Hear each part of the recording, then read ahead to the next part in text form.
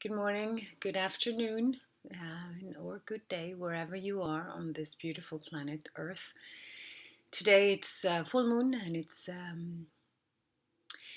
time for another meditation. There is so much coming through these days, and I feel like I'm oversharing, but it is. I don't know. This full moon eclipse is just bringing in so much inspiration, and I think it's a perfect time for us to go deeper into the art of love. And personally, it's something I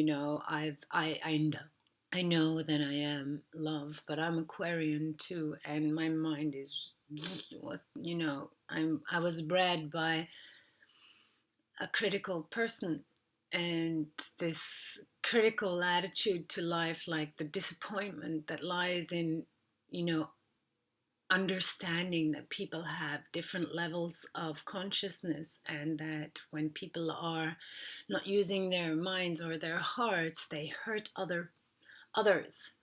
They fail, they are pathetic, they cheat, they lie, they are less than divine. And that's part of living, especially today. We have cynicism in business. We have uh, people who are battling each other, and false friendships, and jealousy, and people who are trying to do something are being pulled down by others who aren't trying. And um, we have the hostility between the sexes, like women who hates men and men who hates women. And then we have, there's so much on this earth that we can get caught up in, and start criticizing. And this eclipse is all about that combination of the awakened mind and the open heart. And when the mind awakens, the ability to discriminate also awakens. And it's not something that we should avoid, but it is challenging to have that ability to discriminate. Who are you standing in front of? What is it that you have in front of you?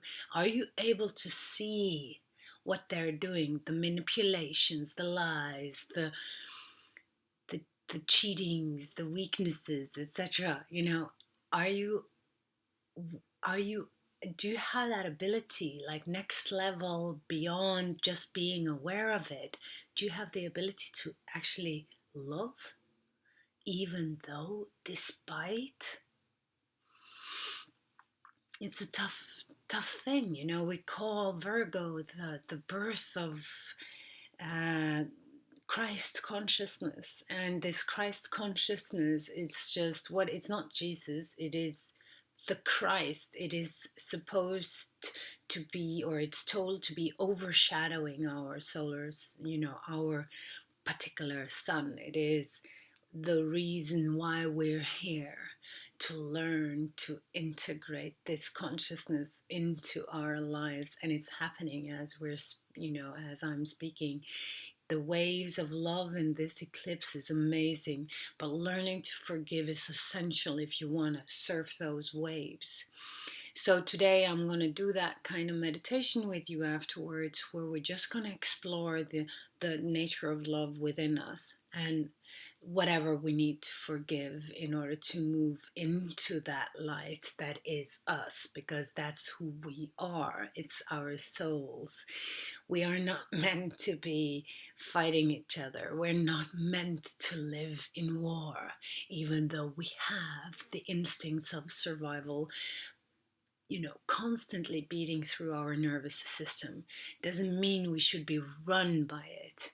And whatever hurts in the past, whatever pain you endured, anger, we might be justified in our anger in order to separate from whatever is really destructive for us. Anger is beautiful like that. I had a teacher who once said, well, don't fight your anger. I mean, the anger is here to help you disconnect from whatever it is you are feeling eating up your energy. And it's a very valid point.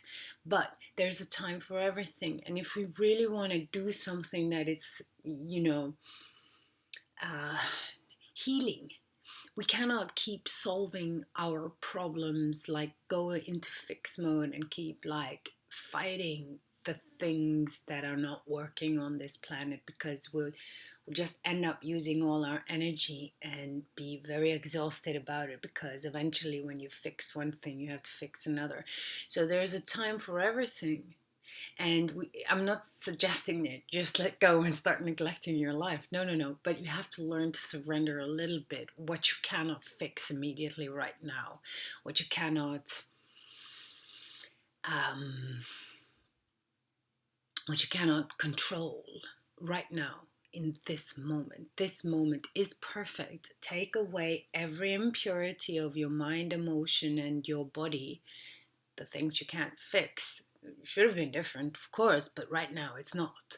And you take away all the impurities, as we call them, on a meditative level. It's not that you're still pure. And you go into the pure part of yourself, the diamond in the heart, the diamond in the brain, the soul above your head.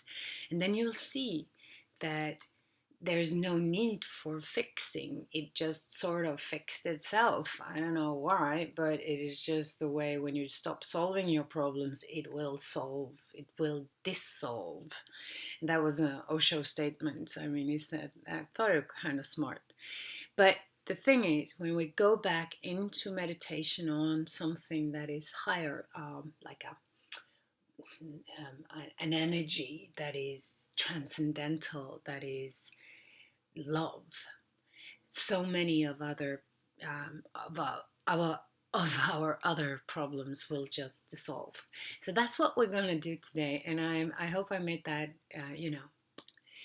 clear. So if you just prepare yourself for meditation, we're going to sit a little while. Thank you.